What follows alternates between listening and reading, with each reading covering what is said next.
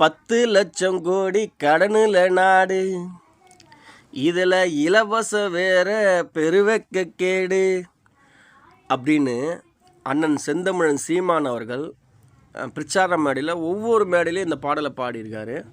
ஏன் அப்போல்லாம் உங்களுக்கு இதில் தமிழ்நாட்டில் 10,00,000 கோடி கடன் இருக்குன்னு தெரியாதா?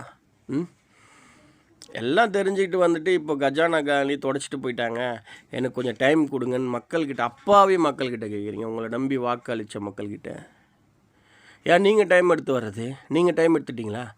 118 தொகுதி இல்லை, ஆனால் நீங்கள் விட்டீங்களா?